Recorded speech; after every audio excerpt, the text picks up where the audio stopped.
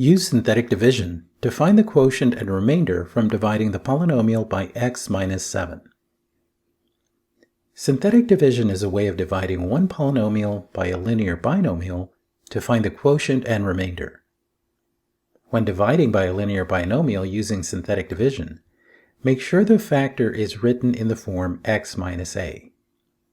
As you can see, x minus 7 is already in this form, so we will be using 7 in the synthetic division calculations.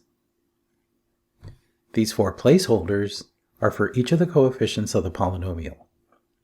Since this is a polynomial of degree 3, there are 4 placeholders, 1 for each term. This is how synthetic division works.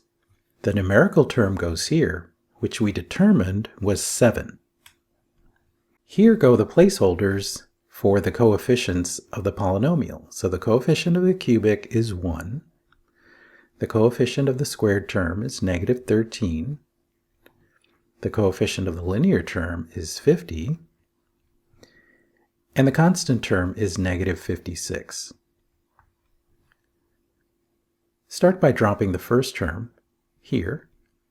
Then we multiply 7 and 1 and put the product here. So 7 times 1 is 7. Negative 13 and 7 is negative 6. Multiply 7 and negative 6 and put the product here. So 7 times negative 6 is negative 42. Combine these terms to get 8. 7 times 8 is 56. Combining these terms, we get 0. So we end up with this division equation. P of x divided by x minus 7 equals, and these are the coefficients of the quotient, which is a polynomial of 1 degree less than the original polynomial. So we get x squared minus 6x plus 8. And there's a remainder of 0, which means that x minus 7 is a factor of p of x. From the remainder theorem, we know that a remainder of 0 is the same as p of x for x equals 7.